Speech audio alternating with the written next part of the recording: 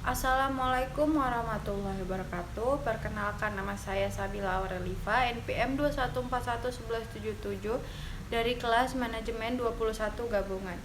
Di sini saya akan menjelaskan materi tentang bagaimana kode etik pengguna informasi teknologi dapat memiliki dampak positif dalam penggunaan teknologi. Yang pertama ada kode etik pengguna informasi teknologi.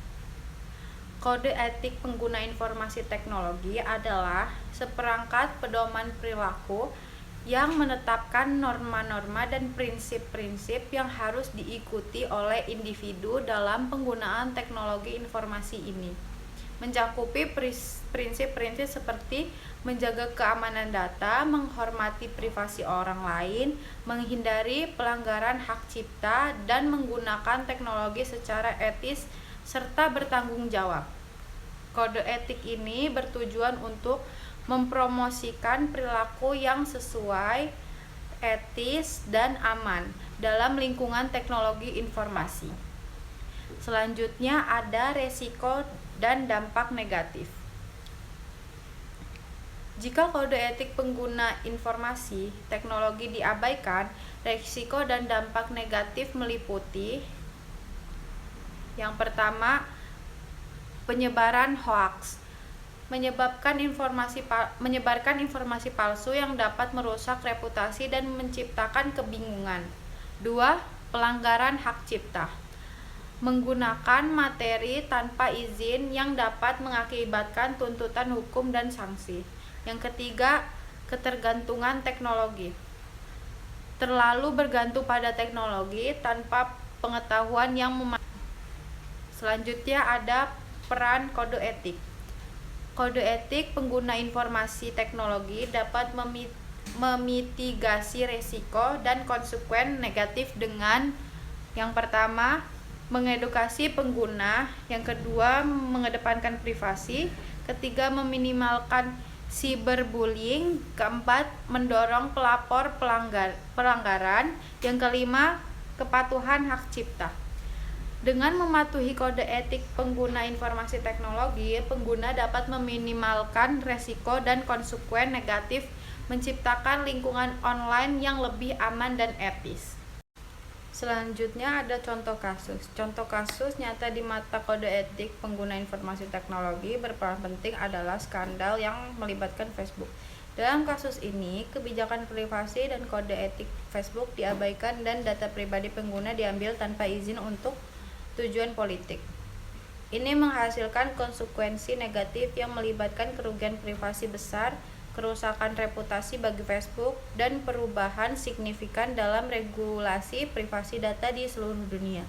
Sebaliknya, dalam kasus lain, perusahaan teknologi seperti Google dan Apple telah mematuhi kode etik penggunaan informasi teknologi dengan baik. Mereka secara proaktif menjaga privasi pengguna, memberikan kontrol yang lebih besar kepada pengguna atas data pribadi mereka, dan memberikan transparansi dalam pengumpulan dan penggunaan data.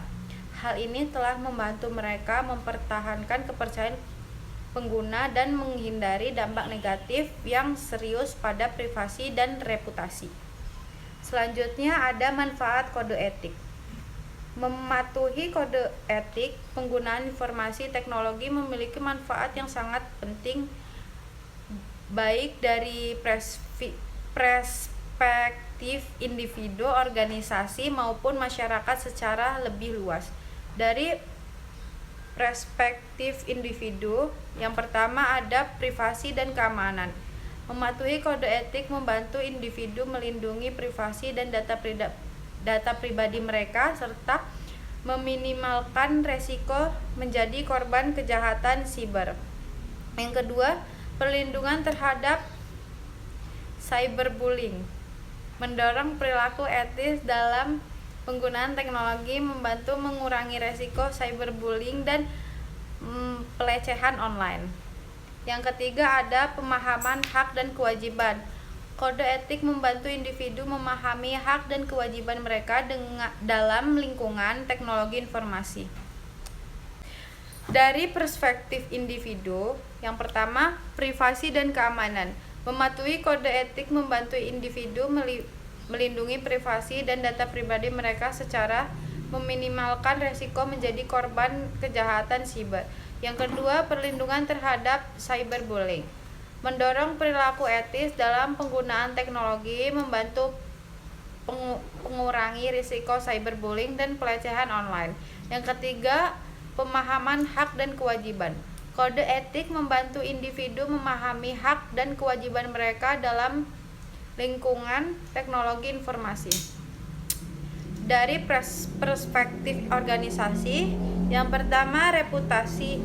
Kepatuhan terhadap kode etik memelihara reputasi perusahaan dan memenangkan kepercayaan pelanggan, investor, dan pemangku kepentingan.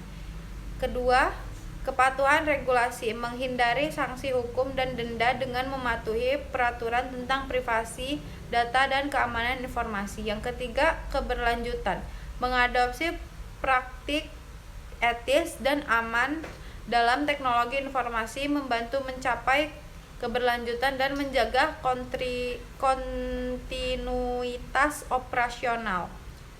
Dari perspektif masyarakat lebih luas, yang pertama, pelindungan privasi.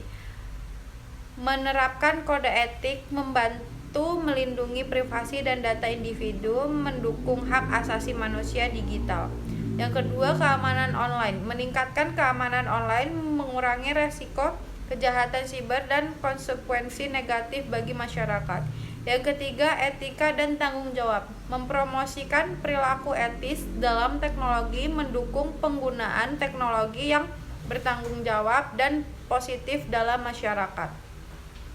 Secara keseluruhan, mematuhi kode etik penggunaan informasi teknologi memberikan manfaat penting dalam menjaga keamanan privasi, integrasi dan reputasi individu, organisasi, dan masyarakat secara lebih luas.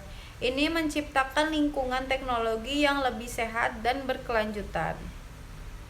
Terima kasih. Wassalamualaikum warahmatullahi wabarakatuh.